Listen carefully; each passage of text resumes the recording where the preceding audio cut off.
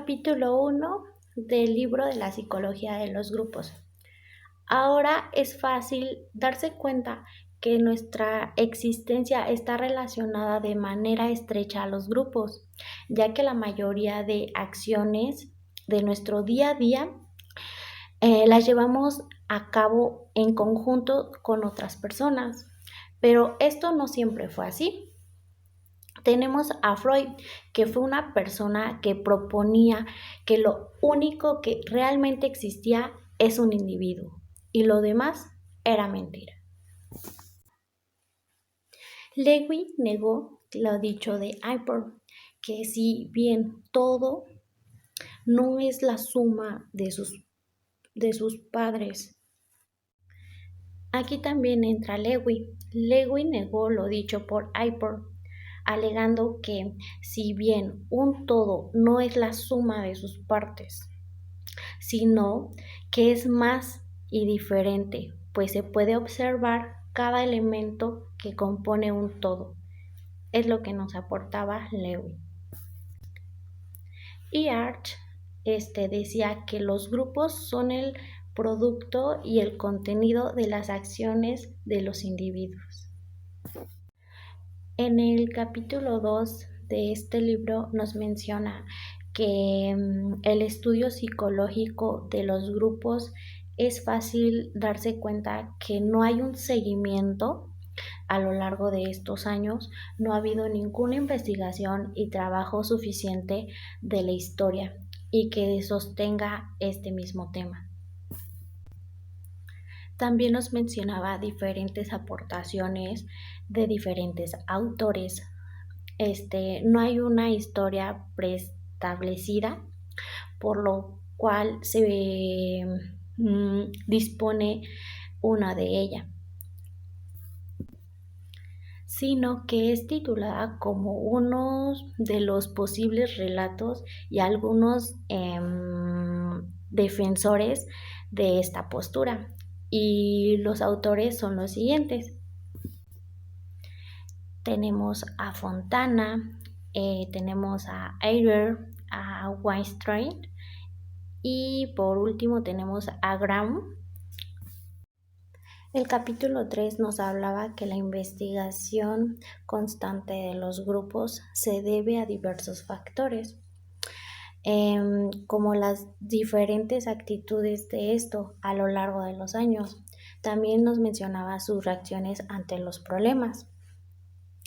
El individualismo perdió también la confianza que se le tenía debido a la depresión, ya que los psicólogos indicaban que el trabajo grupal era superior al individual.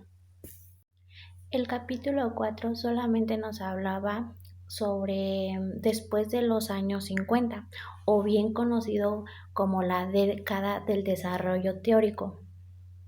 Se le dio más importancia a la investigación del comportamiento humano, pues se reconoció como su importancia en el desarrollo de la sociedad. El capítulo 5 nos habla que se empezó a dejar a un lado la investigación de los grupos, dándole más importancia al individuo. Recordemos que esto pasó durante los años 70. Según Steiner, esto pasó debido a los diferentes factores, en parte a la tranquilidad de estos periodos, ya que lo que había despertado el interés de los grupos fueron las crisis y los problemas sociales. Capítulo 6. Este capítulo nos habla sobre 3 tendencias que consisten actualmente las líneas de estudio de los grupos, que son el interaccionista, el de las identidades sociales y autocategorizaciones. También incluyendo la teoría de los sistemas complejos dinámicos.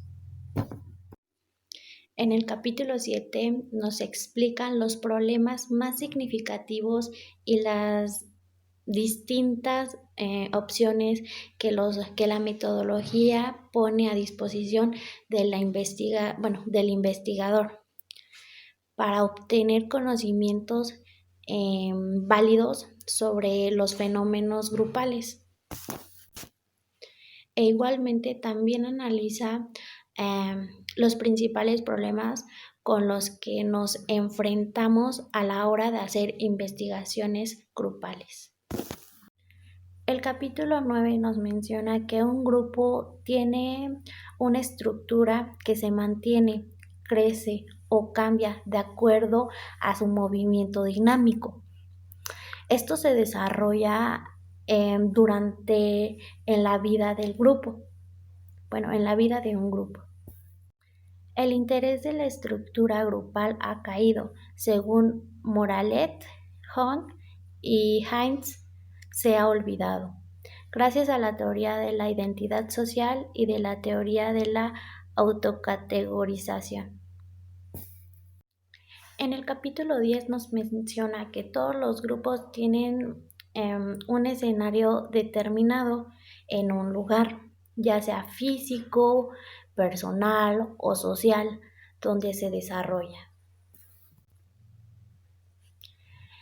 También tienen relaciones recíprocas, estando conscientes en sus espacios. Son influidos por el entorno. Pero eso sí, al mismo tiempo tratan de modificarlo y controlarlo. En el capítulo 11 nos daba a conocer que existían dos tipos de comunicaciones, que es la verbal y la no verbal. La comunicación es responsable de nuestras relaciones y de la forma en la que trabajamos con otras personas.